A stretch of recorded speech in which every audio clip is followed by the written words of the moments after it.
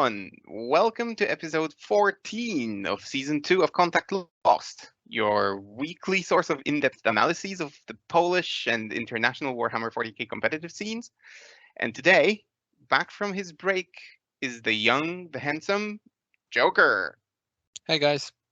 And then to talk about the main topic of this episode, about the last big tournament that Poland has seen this season, we brought not one, but two special guests, two experts. I give you Duda. Hello. Hi, dude. And Kubcio. Feels good to be here again with you guys. Hello. And it's great to have you as well. So, listen, guys, we decided to invite these two exquisite gentlemen because it so happened that they actually won the tournament that we're going to talk about. So Duda came first, Kubcio came second, and since I think no one really knows a lot about this tournament, we thought that it would be a fantastic idea to mention it, to explain how it went and so on. It was, I think, by international standards, that was like a small GT, right? 40 players. Does that qualify as a GT abroad? I think so. I think it's qualified. They qualify everything as a GT in UK, US, as far as I know. So right. Basically, it's not like this that every tournament that is played on GT rules is a GT. Isn't it like that? I thought it was about the number of players as well. That it needs to have a certain amount to qualify, but I don't exactly know how many. Maybe for ITC, for ITC major or like this, it's a quantity of players, but it is a possibility, sure. In Poland, we call it a challenger, but yeah, never mind what kind of tournament it was. We had 40 people, singles tournament. So I guess, yeah, let's talk about the tournament itself. Was there anything special about the format of the tournament, guys? So Duda, was there were there any house rules? 2,000 points, right? Any specific missions? No, everything was like standard WTC 2000 rules. No, nothing, no house rules, no, nothing like this. Okay, and how about terrain? Was it according to the WTC maps, or was it like the Polish version of the terrain? It was 100% WTC maps. From tables 1 to like 20, it was like first WTC terrain, second, and going like this to the 8, and again 1, 2, 3, 4, 5 to the 8, and again. So there was the variety of terrains, the variety of setups, but they were all from the WTC maps. Okay, that's really cool. And then I've heard before the tournament, like long before the tournament, that the Polish scene is contemplating and considering introducing some house rules. So that's why the tournament was initially called PolHammer, I think, because some Polish additional rules were supposed to be introduced. Did that happen? Finally, did not. Basically, after a few tournaments earlier, the community and the organizers decided that there is no need for such house ruling. Okay, all right. So it was all normal, down-to-earth rules, nothing extraordinary. Yes. Okay, cool. Kubcio, I said 40 people there. Was the army spread quite even, or did you see the domination of any single faction in the tournament? Domination of any single. I think that there were plenty of orcs there. I think there were 6 orcish players, but once I had the chance to play against orcs, and 6 Drukhari, if I'm correct. So mostly those two factions. Later on, it was more or less around 3 of most of the factions. I think there were 3 Guards, 3 Grey Knights, 3 Admech, so less players playing Admech now after the balancing patch. I think we were experiencing almost all of the codexes. Oh, Necrons. There were plenty of Necrons there. Right. So when you were talking, I pulled up the stats. So I see, as you said, 6 orcs, 6 Necrons, 6 Drukhari, 5 Renegade Knights. That's quite a lot. 4 Space Marines, 3.5 Guard, 3 Admech, 3 Tyranid, 3 Sisters, 2.5 Grey Knights, 1 Demon Army, 1,000 Suns, 1 Death Guard that I think the guy didn't make it to the tournament eventually. And yeah, that's it. So is that a healthy spread, Duda? What do you think? It's like a normal spread, I guess, because on the one side, people just bring the armies they have. So not all of the players are like meta chasers or like this. And most of them, I think, just bring the army that they have. And the second factor is the power of the army. So the people that has more than one army can bring the better one, because why should they bring the weak army to the tournament when they have access to the stronger one?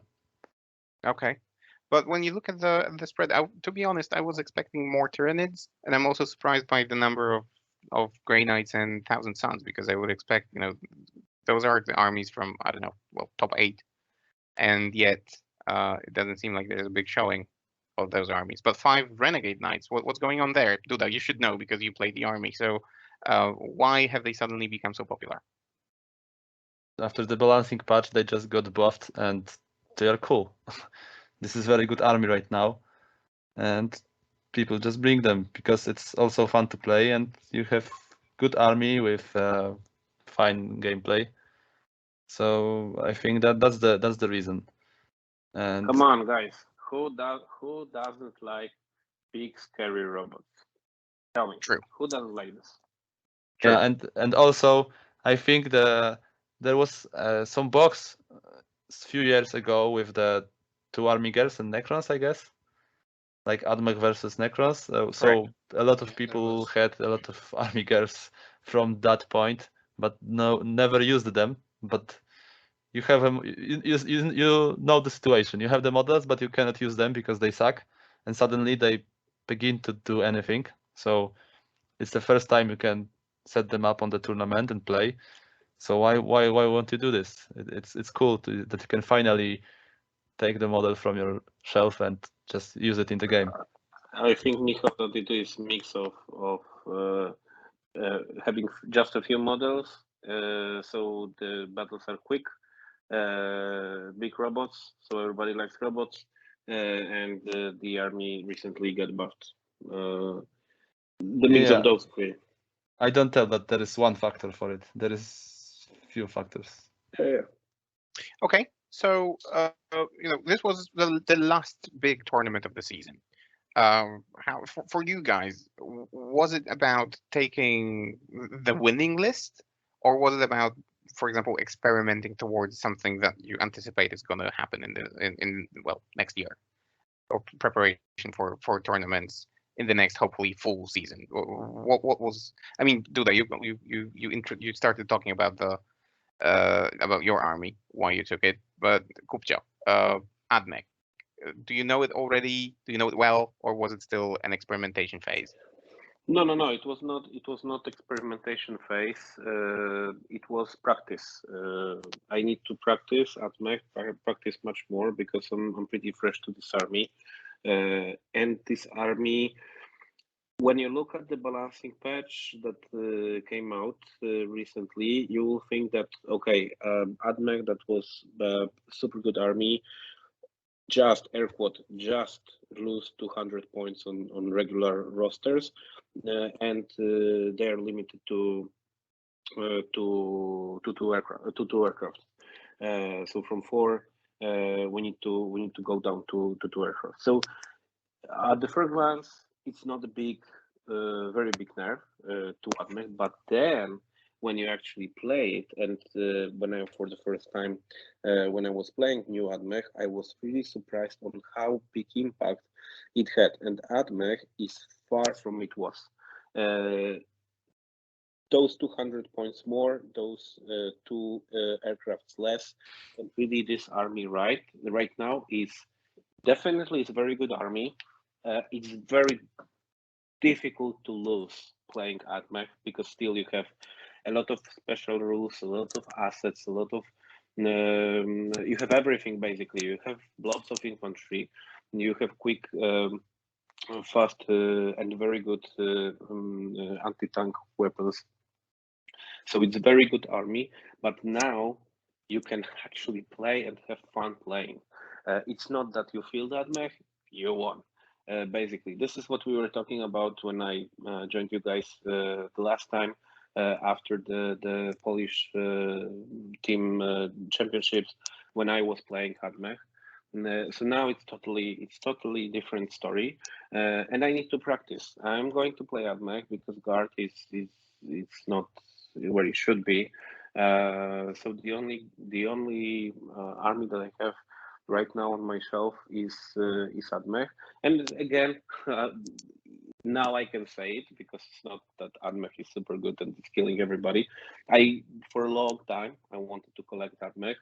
I really liked the setting, the look and feel of the models, the story behind it, etc. And I'm kind of the guy that really, for example, I never play other army than Imperium. I only play Imperial forces because I speed of filthy chaos and filthy xenos. So I'm this kind of a guy that I'm not going to play, for example, Rukari only because they are the best.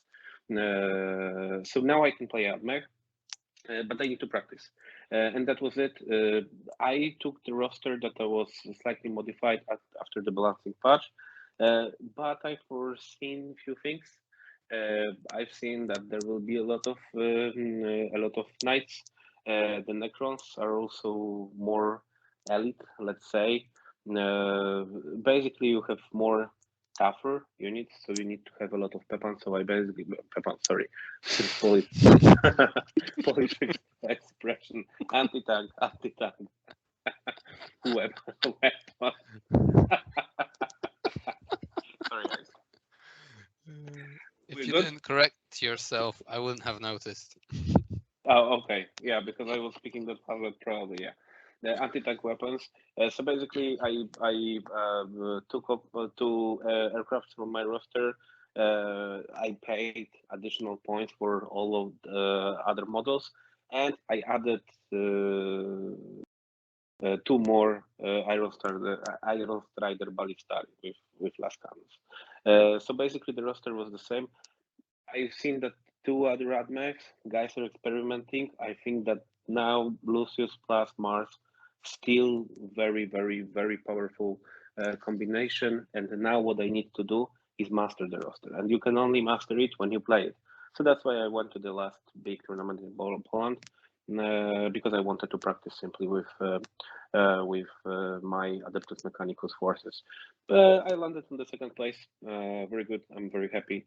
But mostly I wanted to practice and also look at the meta a little bit because again this season was not full yet due to the current situation across the globe. Okay, we'll get back to how you got that 2nd place. But okay, you've told us about your list, so that was very good, very nice of you. In that case, Duda, what exactly did you take in those Renegade Knights?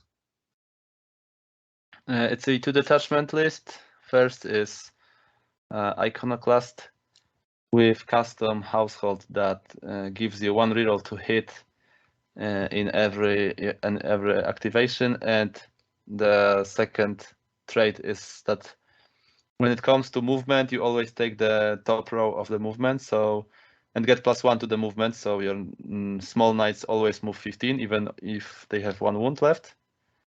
And in this detachment, there was 5 war dogs with combat weapons and Magaera. I don't know how to pronounce it. Magaera. Maybe. And in 2nd detachment, it was Infernal on Vextrix household with 3 combat war dogs and 2 Moiraxes with combination of Lightning Clock and Volkite something. I don't know how. What's the second part of the weapon name? Right. Whoever's listening, if you're a native speaker, please let us know how to pronounce Magaera, and Volkite Velgler. Volkite Culverin. Now, No, Culverin is Culverin the is on the Contemptor Dreadnought, weapon. right? That's not the one. So yeah, let us know. I don't know how you're gonna tell us in a comment, but never mind. Right, and I guess Oh my some gosh, I points. just sorry for interrupting you, but I just saw the name of this of this weapon, and me too. I don't know how to pronounce it, so. Can you paste it in the chat in Facebook or something? Yeah, of course. I have it open. I will place it. Go on, Joker. Sorry for interrupting. Right, so where was I? Right, yeah. Duda. And some points left for summoning, I presume. Yeah, it's 90 points for summoning. Without it, the knights have a big issue about making some secondary points. Yeah, because they're yet to have a Codex one. All right, so guys, let's swiftly jump onto the games themselves. So Kubcio was talking for far too long. So Duda, let's carry on with you. Your first game, who did you play, and how did it go? It was against Admech with the combat setup. It was like 25 the Rust Stalkers. The eight chickens with last cannons and boats and the characters and all the stuff that you need to do the mission. So few fives of small guys and like this, but the main force was like the Rust Stalkers. So the plan for the opponent is to do the forward deploy from the stratagems and just don't let me go out of my deployment zone, which works only if he starts the game, and he started the game. So he do the plan. He's forced me to lose one turn just to clear all his units that were within my deployment zone, so I can get out of it, and that led him to score for 2-3 turns basically. Because in other case, I would just jump off the deployment zone and probably penetrate his deployment zone in second turn. But as I said, he started, so he blocked me, and I slowly killed him. There was no enough force into his army to destroy all the knights. I of course lost some of them, but it was not enough to break the critical mass point. And in turn 3, I was already in the 3/4 on the objectives. He was pushed to 1/4 of the table, and I slowly finished the game, scoring and don't letting him scoring. So it was like 18-2 at the end of the match. Right, and what do you think of that Admech list, which is not the typical, let's say, the most common one? It's very, it's of course, it's, as you said, not typical one, but it's the biggest issue of that kind of list is that it's very start dependent. Because you can forward deploy your combat units. If you start, you can just go charge your opponent in his deployment zone, block him, do some damage and all the stuff. But the problem starts when you when you lose the starting game roll. The roll-off. Yeah, the roll-off, and then your units are basically set up in the middle of nowhere in front of army of your opponent, so he can just go shoot something else behind you and then charge you. So you give the free charge to your opponent. I know players like to play this way because it gives you big amount of points when you can win the roll-offs, but in the practical for the tournament, it's not so good because you need to have stable army that better give you 5 times 12, 13 points than the roll-off army that can give you 20 or 0. Yeah, agreed. All right, Kubcio, what about you? Game number 1. So I was playing against Scions, and that was actually really nice because I haven't had a chance to play against the Scions with my Admech, and here I don't know if this is also the opinion outside Poland, but here in Poland, many people are saying that Scions are basically Admech Spain. and I was eager to check it. Even my opponent told me at the very beginning of the battle that he's very happy that he's going to try his skills and his army against Admech again, because he played against Admech so far 3 times, and he scored 2 times 20-0 and 1 time 19-1. So actually, as you can see, I was playing against all the odds. And what can I say? This game was won by the infiltrators. Basically, I played them so from the very beginning. The Thousand Sons, Scarab, Occult, Terminators, they had really limited space to land. I had a chance to go first, so I even make them this space smaller with my movement. And there was a case. My opponent could wait around to kill with everything else that he had, those infiltrators, so he could have a free hand to land wherever he wanted with the Terminator squad, or he was landing in the place where I chose for him. And he decided not to lose a turn, not to lose the firepower. He used all defensive spells, and he landed in the place that I carefully chose and prepared for him. He landed there. He killed something, not that he expected, because again, many people they really don't consider the Admech blobs with all the buffs as tough as they really are. And he thought that with 20 shots from the Reaper cannons, he will be able to kill at least half of squad, and he killed like 4 models or something. So he landed with the Terminator squad in the middle of my entire army. My entire army shot at him. I killed the Terminators, and starting from the round number 3, I was slowly pushing forward, killing more and more Rubric Marines and all the all additional stuff that he has.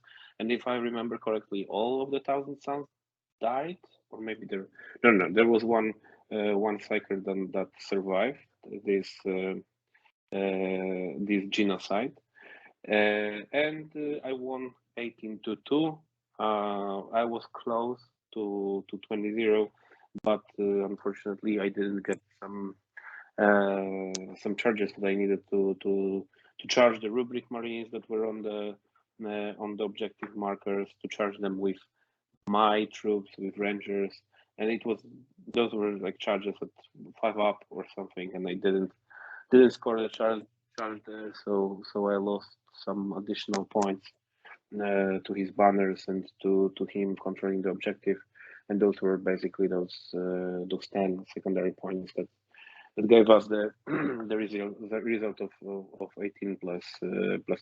But basically, I was ready for another round to drop one of my blobs in the middle of if he wouldn't go with Terminators in the first round, I was ready to drop my Rangers in the middle of the battlefield, again giving him some space that I've chosen for him to teleport his Terminators. So Admech was kind of controlling the game. The one important note that we need to add here is that it was not completely optimized 1000 Sun list.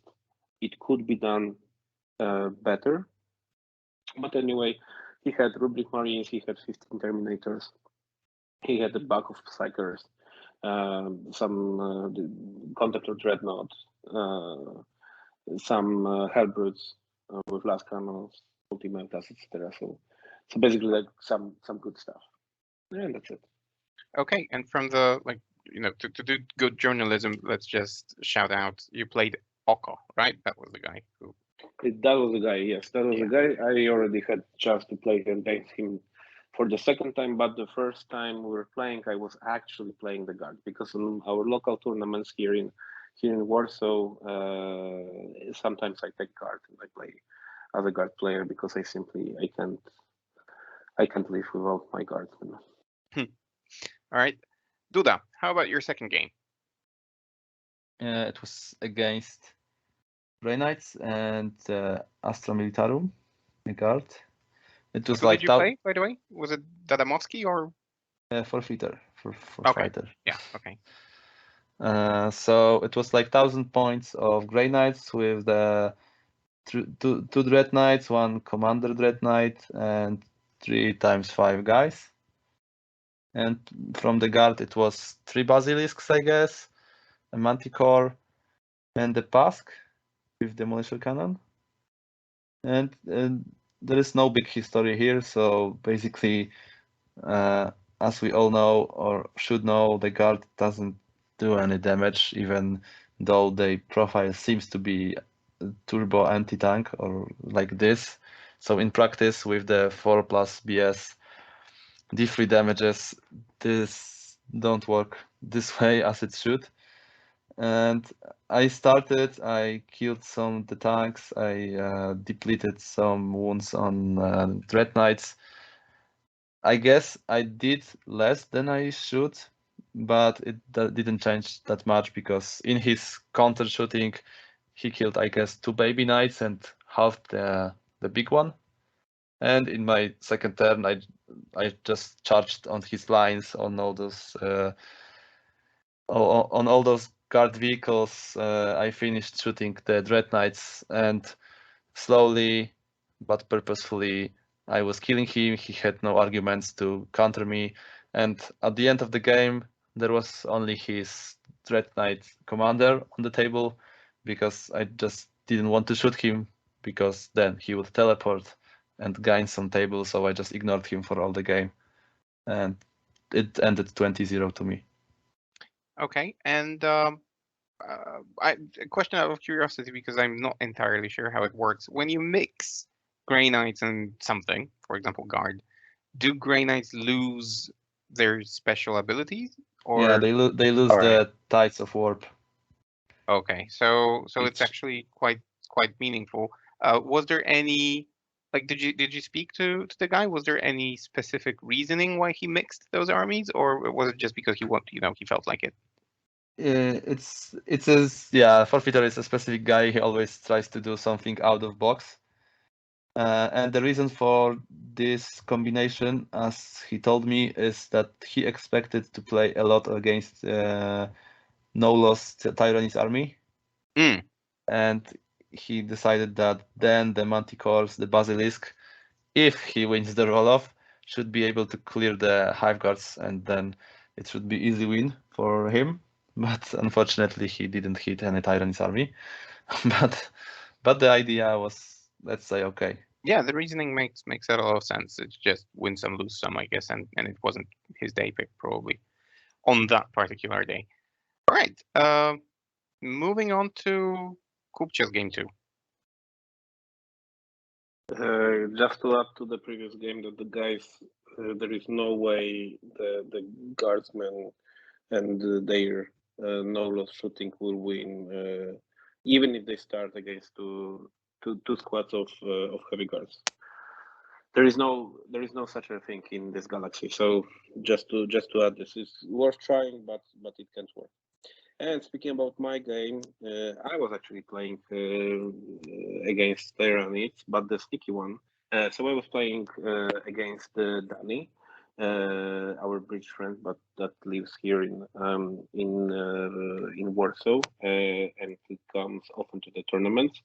And he brought Genocold to the tournament. I don't know if this is classic Genocold or not because I haven't seen. It should be Genocold, right? Not Genocold. I haven't seen classic Genocold or Genocold at all for a long time already. So let's say that he brought something classic. So it was 7 of those transport vehicles with autocannons, a lot of squads, some to close combat, some miners with those mining lasers. So a lot of light infantry with heavy weapons, plus those bikers with sniper rifles that gives +1 to hit to your units, some ciphers, this gunslinger, etc., etc., etc. So let's say, oh, of course, patriarch, etc. So let's say that it was classical. Danny started, and thank God that he started, because with all of the blips, I would not be able to do anything, and I would only lose a round, and he would start anyway. So he started. I took all of the defensive buffs to my Admech army, and to remind everybody, the defense buffs all my Martian models, so all the Iron Striders and the aircrafts, they've taken shock zone, so it gives them the benefit of the light cover. Plus, I took the Doctrina Imperatives of +1 armor save, and in this concealed position, as I was waiting for Danny, and Danny shot at me with everything that he had. So basically, I think that those vehicles are called Goliaths. So with those Goliaths, with this autocannon shooting against my vehicles, using short psalm and Doctrina Imperatives of +1 save, it's not very good shooting autocannons with AP -1. The cutting lasers, the mining lasers, they were better to shoot at me, but it was like 8 lasers there. Most of them, they shoot at the planes because they could see the aircrafts, so they shoot against the aircrafts, and against the aircrafts, you know, guys, they were hitting at 4 up, then they were wounding on 4 up, then I had 4 up armor save, and then the D6 -1, so there was not really a big chance that they will do any serious damage to those aircrafts. So he killed few Rangers, maybe, I'm not even sure about that. He inflicted some damage on the Iron Striders and aircraft that I very quickly healed with my Tech Priest. And that's it. And then it was my shooting. And in my shooting, I destroyed 4 trucks. I killed around 40 of his light infantry. Basically, one of the flank disappeared completely. Ouch. Yes. Basically, that was the case, and that was precisely, this sound was precisely what Danny was doing when I was shooting. I need to admit it that Danny had rolls below average. Just to give an example, anytime he was rolling for the units inside the transport, he was rolling instead of 1.5 once. So from one vehicle, 1 guy dies. On the other vehicle, 2 guys dies. He always had 2+ guys dying. And culmination, there was one beautiful moment that I have to describe from this battle. I wouldn't say that Danny will consider it beautiful, but actually, Danny, if you're listening, you might want to turn your volume down right now. Danny, I'm going to tell them the story about your Psyker and Gunslinger. So there was a Psyker next to the Gunslinger, and they both were 3 wounds because the Psyker got 1 wound from the exploding Goliath. The Gunslinger got 2 mortal wounds from this explosion, and the Psyker was rolling for mass hypnosis against my aircraft, and he scored double 6s, so peril of the warp. Danny didn't have command points to reroll this because he needed to 3 command points to move D6 toward my units after attacking from the below. Decided to roll on 5+. This guy was dying, and he died obviously, so he exploded. So Danny needed to roll for mortal wounds for the Gunslinger that was next to this guy, and obviously he rolled 5, so 3 mortal wounds, so Gunslinger was dead. And Poor Danny. Then the finest part of this story is that as one of the secondary objectives, I've chosen grind them down. So basically, for more units killed, you get 3 points. Mm-hmm. In that round, Danny killed one of my units with this guys attacking from below. He killed one of my blobs. He killed one unit, but in the same round, he killed two of his units. So he basically did grind them down for me before I even started my round. So That's so bad. I told him that he's the nicest guy I have ever met on tournaments doing this to his opponents. Anyway, I was pushing the code again. They disappeared. I hear there was not even one model left. I killed them all, and it was 18-2. What I need to tell is now it's extremely difficult to get 20 points out of the game. Because from a previous game in Thousand Suns, there were one model left, and I scored 18. Here I killed all of them, and I killed all of them in the round number 4, I guess. So I had entire round just to get the table, and again it was 18-2. Big difference between the power of the codexes. Also, I don't know if you can get anything better in Genocode right now. Who knows? But that was it. His shooting did nothing. My shooting did everything. Well, then to close it off and to also to give credit where credit is due. I mean, Danny was playing probably the one of the least played armies, not only on the Polish scene but in general globally. Yeah, and he still, had a top 10 finish. He came 9th with 3 wins and 2 losses, which I think deserves a round of applause because come on, that's no, it and has to be down to skill, not shooting and so on. And he has my all respect that I can give to him, because he told me at the very beginning. I asked him why not tyrannies, and he told me I didn't bring tyrannies with me because playing tyrannies with Leviathan High Guards is not fun for you, not fun for me. I want to have fun out of this game. Yeah, this he is told me the same precisely in what I Discord. was. Yeah, this is precisely what I think I was telling also to you guys here on this podcast after the Polish National Championship, why I'm not going to play Admech beyond this tournament before they get Gani nerf. Because simply playing this kind of army that you just fill your army and you tell your opponents that they can basically take off from the table their army, this is not fun for you, not fun for the opponent, definitely. But for me, it's zero fun also. So Yeah. I totally respect him for taking Worst Army purely to challenge himself. Yeah, an absolute legend. So kudos to him. Right, moving on because we need to be conscious of time. Duda, the two of you actually. Yeah, the two of you actually met midway through the tournament, and the third game was Duda versus Kubcio. So I'll have Duda start. How did it go? What was the game plan? Were you happy with the result? Well, basically, we decided to take a split points and then play just for test. So it was like we took the 10-10 result with 0 secondary points and then just played a test game. And Kubcio started this game.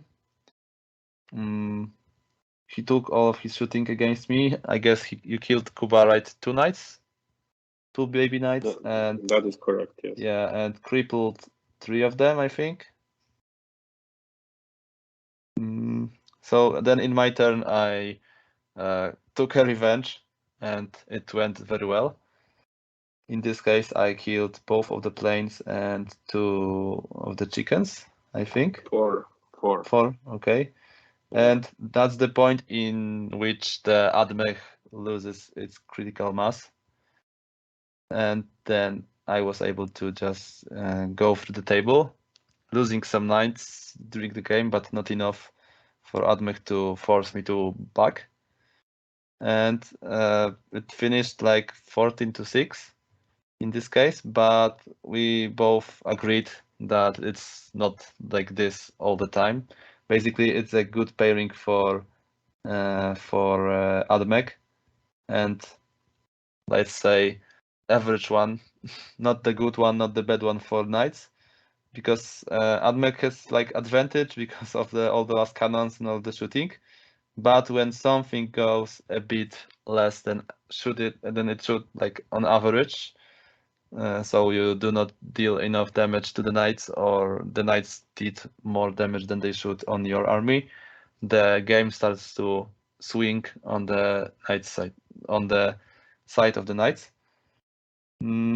But still, it's very, very role dependent, because there is a lot of rolls on d6. I don't know, 2 hits, 2 damage.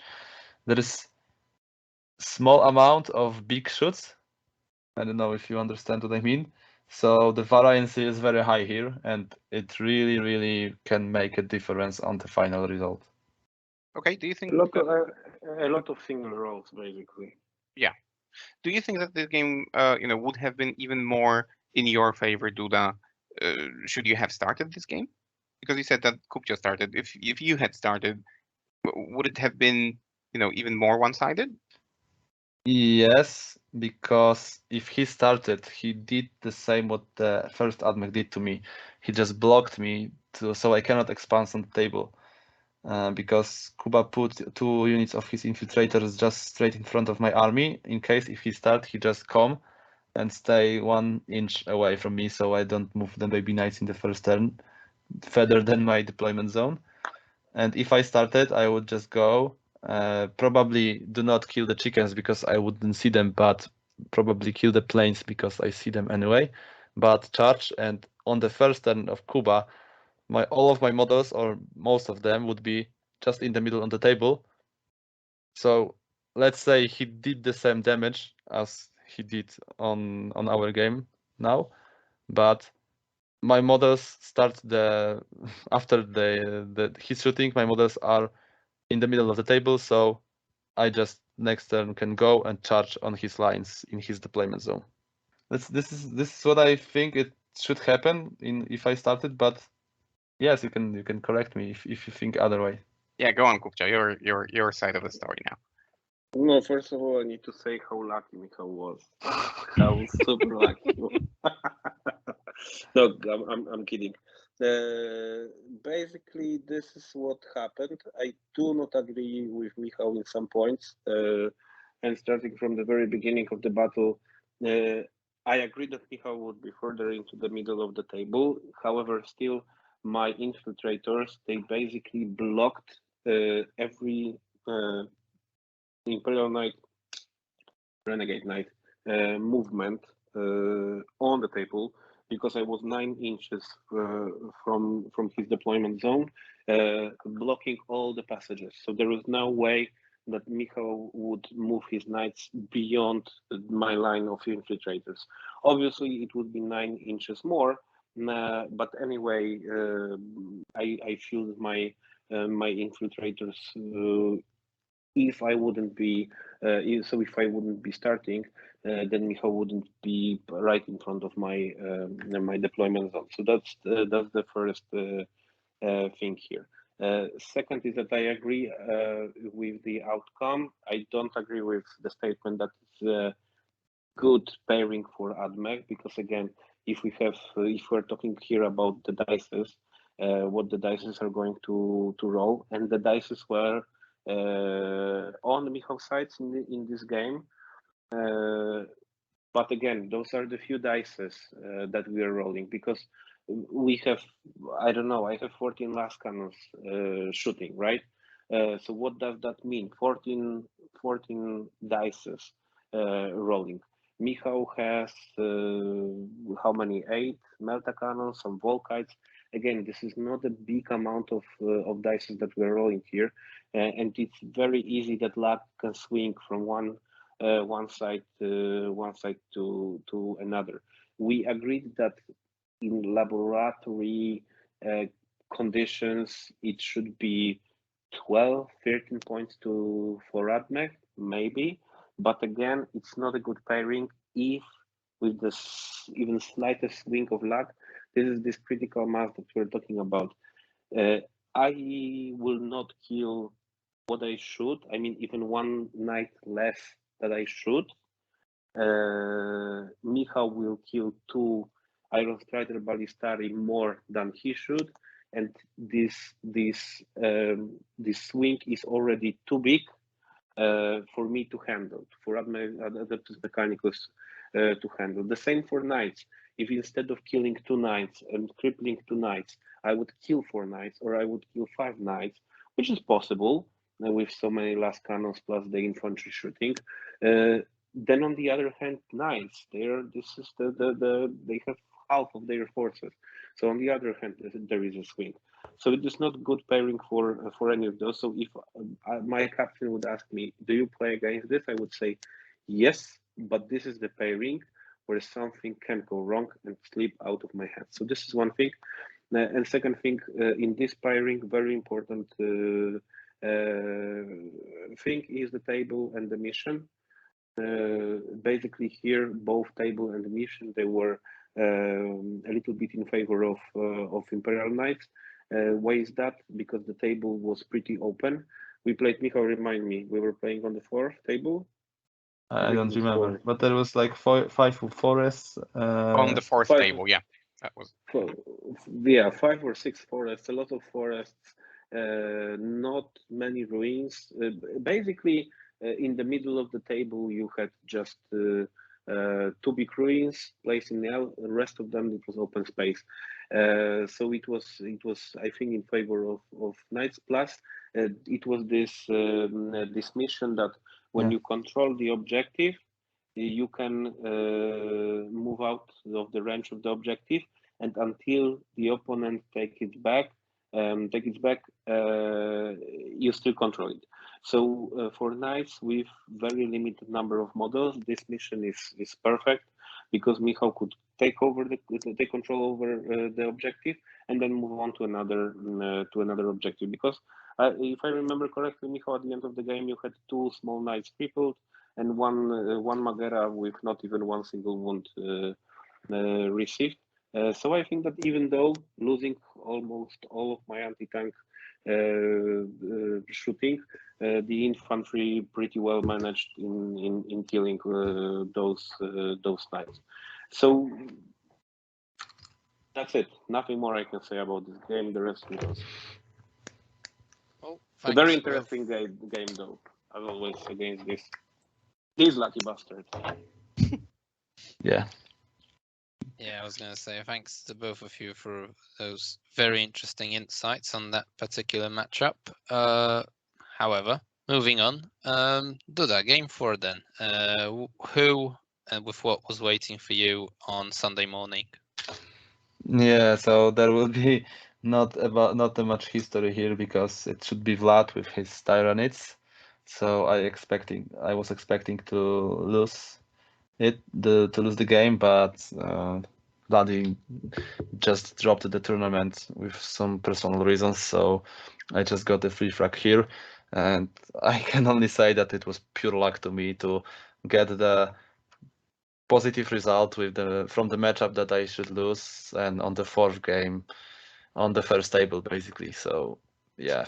So if I can contribute here, I think one of the personal reasons was me, because I asked Vladdy, how his tournament went, and he told me that he had 2 sleepless nights. One because he was visiting his family, and one because he was recording the previous episode of the podcast with me.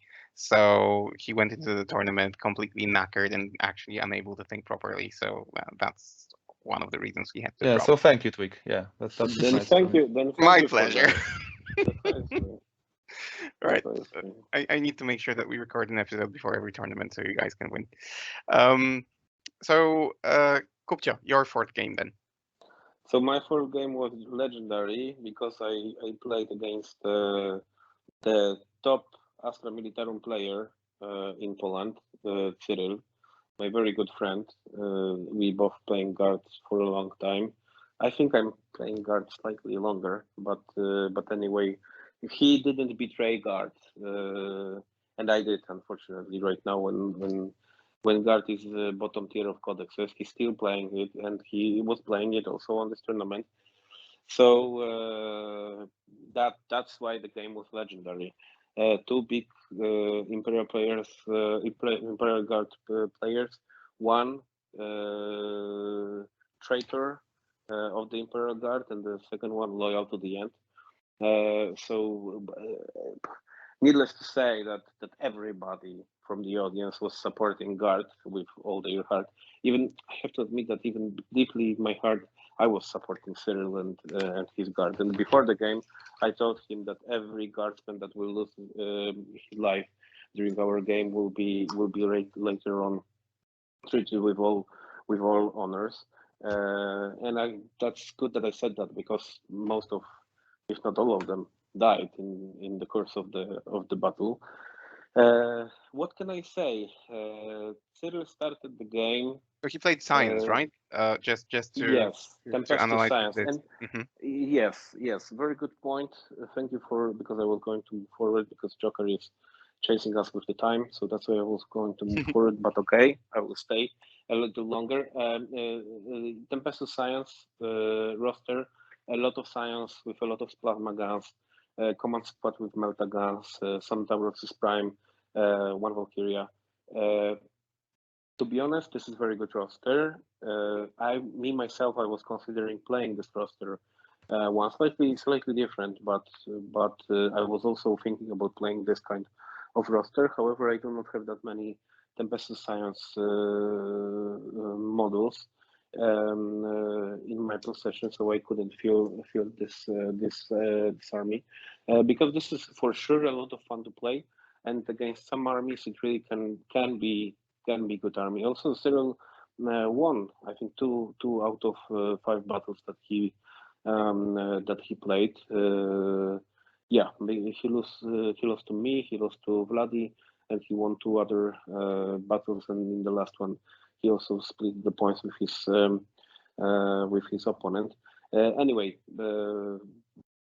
very funny, nice roster, nice to play. Anyway. He started. Again, I took my defensive buffs. He managed to kill literally out of all his shooting those plasma guns, Taurox, Valkyria, command squad. He managed to kill 2 Iron Strider Ballistari, 3 infiltrators, and few Rangers. But when I say few, I really mean like 3 or 4 Rangers. And that's it. That's what he's done. And then I shoot back at him, taking over the table.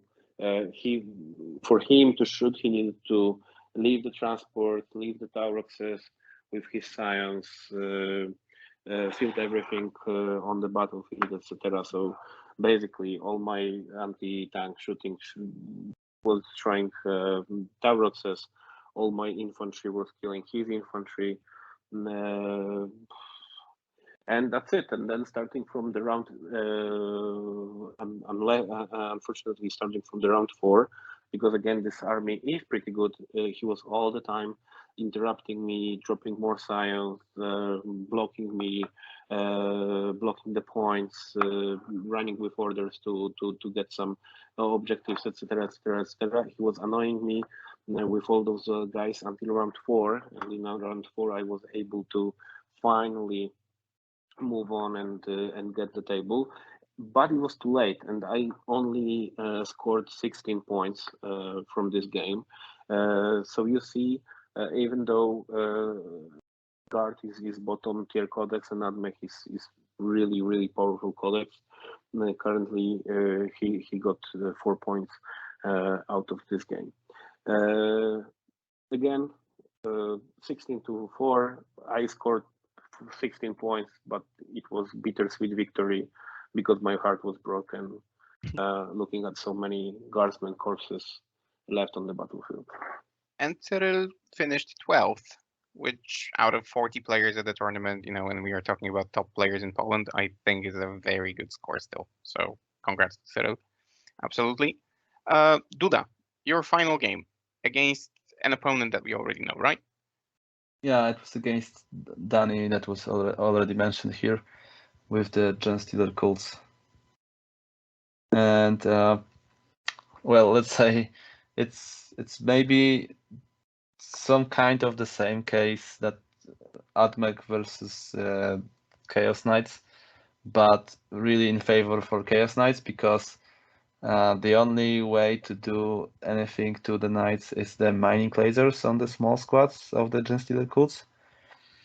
And those two units that are combat, but the combat units basically goes 1-for-1 because okay, even if you charge and kill one of the Knights, I just in the return I just kill the unit and I get rid of it. And the mining lasers are, you know, really random. They have to hit, they have to wound, then I have to fail the invul, and then comes the d6 roll. So if you roll double 6, it's okay because you kill the knight, but if you roll 1 and 3, it basically doesn't change anything because knight with 4 wounds beaten is still the same when it comes to killing you in return. And that's what happened. I started, I killed some units in his return with all the mining lasers and all the autocannons. He couldn't kill enough to break my critical mass, and slowly but purposefully again, this is how the knights work. I just pushed, killing the units, opening the tracks. What came out of it, I killed in shooting or charge, and slowly I just kill him. And those Genestealer cults simply do not have much arguments against such tanky army like the knights are. So there is, I think, for me in this matchup, there is one chance to break the line if your first shooting just goes very well and you kill, let's say, 3 or 4 with all the lasers and all the autocannons. But I was calculating it, and I think that's statistically you have to have big luck to do so, and that's why this matchup is really in favor for Chaos Knights. And what's more, in our game, Danny was really bad lucky sometimes. Also, he had some, let's say, the shining points, like his Keller morph. I guess the guy with the gunslinger is a Keller morph, right? I think so, yeah. Yeah, so he just opened the full wounds knight with his shooting, and so it was like, okay, he could do such things. I was really surprised, but this was really good roll for Danny, but the rest of the rolls was in favor for me. So I wouldn't say that the rolls really changed that much, but they, you know, sometimes when the matchup is not in favor to you and also the rolls are not in favor to you, you can hardly do anything.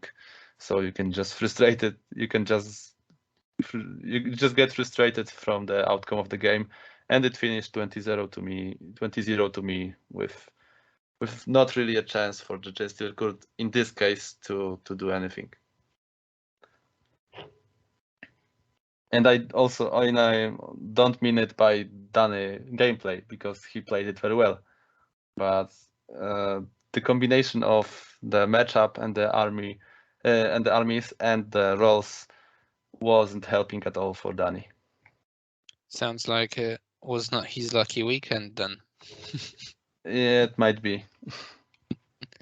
Right, Kubcio, your game 5. So my game 5 was against the orcs, but it never happened because precisely 6 years ago, I played my most important game so far in my life. I got married, and it was my 6th anniversary, 19th of December. So looking at the table, it was Hammer and Anvil with 3 objectives in each deployment zones, and I was playing against the orcs. That game, basically, on this scenario, on this table, it couldn't go more than 12, maybe 13 points each side. So I said, just to prove it, it doesn't really. It is not really worth to spend my anniversary playing this game. So I went to Zozo. He was my opponent. I said how the things are looking, and I propose to split the points. But for me, from my end, it was super clear. I said, Zozo, if you want to play, we can play. If you agree to split the points, I will be happy to split them and go back to my wife.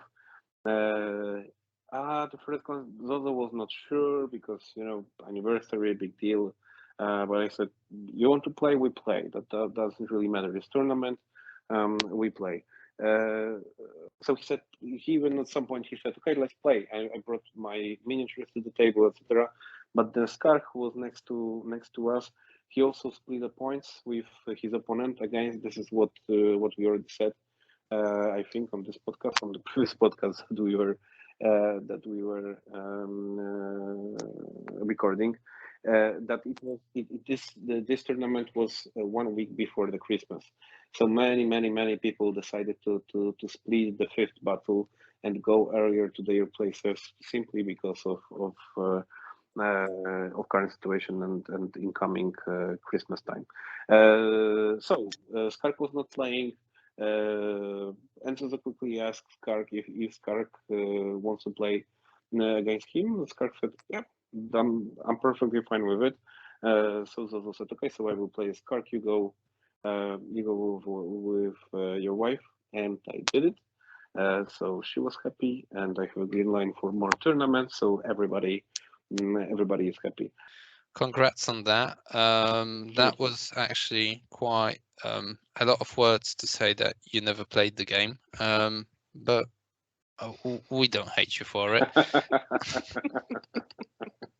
Sorry, guys. Whenever you invite me here, you need to you need to be aware that probably if you ask me about the weather outside, it will take me 30 minutes to describe it in detail. So. Yeah, noted. Right, you've actually mentioned Zozo, and Zozo finished third at the tournament, so congrats to him as well for that podium finish.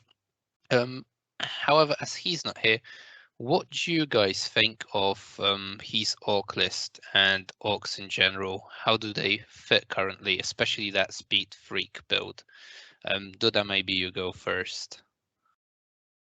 Yeah, so the Speedfreaks were considered very much in our community, like in the competitive sense, for example, the national team. And as far as we considered it, we decided that they are fine. They have some tools to play, like shooting after fallback, invul 5+ on your army, advancing and shooting, but they lack of the secondary points opportunities, which really makes the game hard for them. As long as you can kill your opponent, as long as you can survive your opponent with all the stuff you get from Speedfreaks, getting rid of all the infantry units, which means that you cannot do any secondaries that requires infantry unit, like banners, like Octarius and all the stuff, makes this third secondary really hard. Because I think it's the same case as Chaos Knights. You can get one of killing secondary, you can get one secondary that's it's like strangleholds, table quarters, or I don't know, to the last. But then it comes with the problem with the third secondary. And in case of Chaos Knights, you can take the banners, you can take the Octarius, simply summon some infantry units and make it work. Then in case of orcs, you just cannot make it.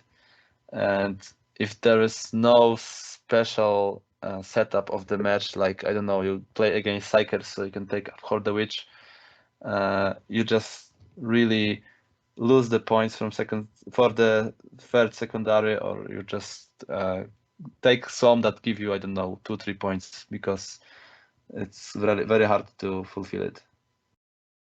Right, so it sounds like a bit of a fairly straightforward army that just does one thing and does it really well, but then doesn't have options. Yeah, speaking about options, Duda, when we were talking about the Polish meta back like 3 episodes with Tifos, and we were considering Renegade Knights, I asked you the specific question, which knights are better, the Imperial one or the Renegade ones, and you said without a trace of doubt that Renegade ones, primarily because they can summon. So did you summon anything in your games, and did that help you score any secondaries? But have you actually used summoning in this tournament? Yeah, of course, in every game. Okay, and what did you summon? Furies or anything more specific? Yeah, in this case, it was all the time Furies, but I already think it over after a few games, and I decided that in some cases it would be better to, I don't know, summon, for example, a Herald. But yeah, it was like mostly the Furies, and in all the games I took like banners or such thing, or for example, against the Grey Knights, where I can took the Upholder, which filled my third secondary. I use them to simply stay on the objective on the back of my deployment, so I can leave it with the knight and go like forward with the knights. Or with the with Danny, I used Furies to screen my army against his deep strikes. But yeah, it's really well when you can bring 10 infantry models that you can spread up and screen or score. That's the very cool thing in the Chaos Knights. Yeah, very cool mechanic that clearly the Imperial ones are missing. So okay, so guys, thanks for this summary of your games and of the tournament in general. Once more, congrats on the top finish. Really well done and very nice way to close the season. And yeah, as we are closing the season, I've seen that in the Polish League Facebook group, somebody posted some stats with a summary of how the season went and what were the top most meaningful armies in the meta. So if I could ask you for 2-3 sentences of summary, of the Polish meta this year. Kubcio, can I start with you? Is the Polish meta behind or ahead the global meta? Where are we, and how does this season, translate to, let's say, WTC next year? This is a very interesting question and very difficult to answer. Why is that? Because even if you saw the statistics, then you also for sure seen that the guy who calculated this, he said this is only out of 4 tournaments. It's not a very big scope for analysis. So it's very difficult to say something out of the data here. I think in terms of the meta, this year we are actually more or less aligned with the meta in other countries. Why is that? Because I think the other countries, they opened, I mean, you hear more about the tournaments outside, at least me and my the guys that are around me. We listen a lot about the tournaments that are happening in the foreign boards, other than the tournaments that we are playing here. So I think that we, one way or another, we are sentenced to copy or at least get the lists from the different country influencers. So this is one thing. But on the other hand, for example, I think that we, as the season was not really opened here, we only had those 4 big tournaments. We took the meta from the other countries, but we do not really move forward in terms of developing it. And here, the example for me is Drukari. Michał, please correct me if I'm wrong, because I may be wrong. But as far as I've seen, most of Drukari players, it was still Drukari, let's say, Kabbalite standard. We didn't have a lot of covens, and from what I hear, on the other side of the ocean, they're mostly playing coven race now. So I think that we are aligned in terms of meta, but this is because of COVID. Next year, I hope, and I'm pretty sure, and this is what we all expect, and I think that this will be happening. This will be the first normal season since 2019, and I think that next year we will build our own Polish meta that may be slightly different than the meta from the other countries.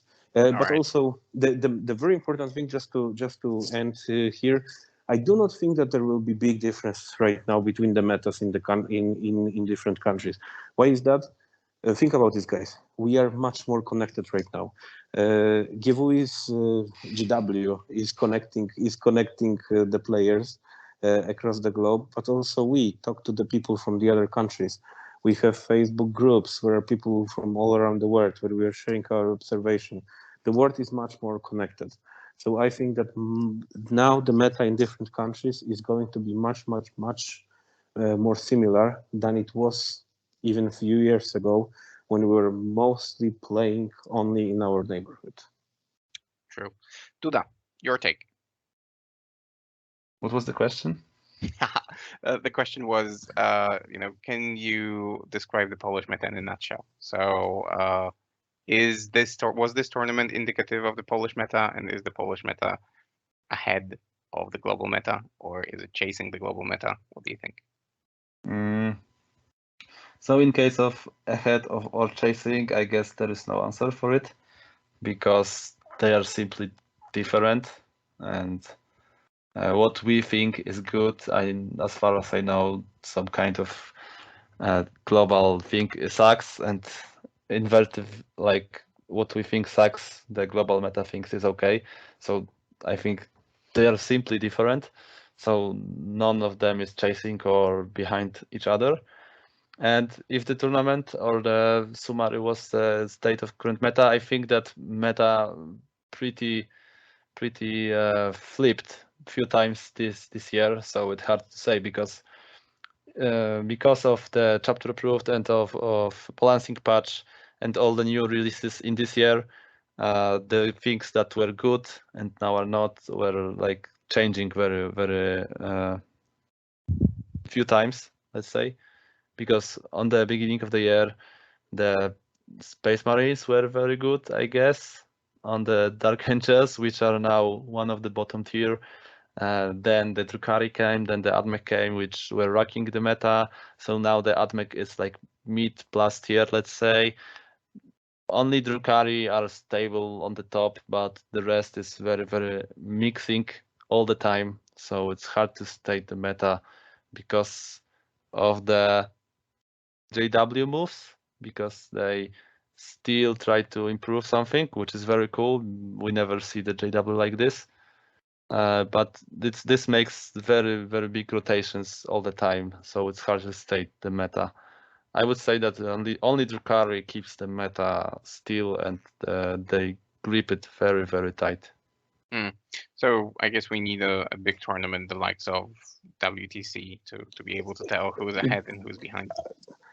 Guys, I would love to add something here and ask me how your opinion about that, because actually I read a very interesting article today on the Bell of Lost Souls, which is those guys that are casuals. They do not really are very good in competitive play, but they got very interesting observation that meta with balancing patch, and after the last meta watch published by Games Workshop, basically meta is exactly in the same place as it was 8 months ago, with Drukhari dominating, with this small adjustment that Imperial Knights are doing better. I mean, Knights in general are doing better, and Tyrannies are doing a little bit better.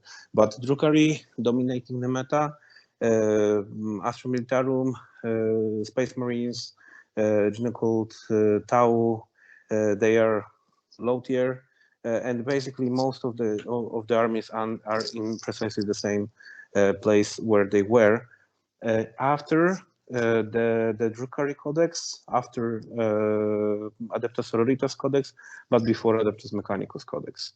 So it is a really interesting observation, but indeed that's the case. With the last balancing patch, we are back in the same place we were 8 months ago. Yeah, it might be this way. Maybe the individual places slightly changed, but yeah, it might be like this. All right. I'm out of questions. Joker, how about you? No, I'm out, and I think we've used the time we've had for today. So I guess we'll finish there. Yeah.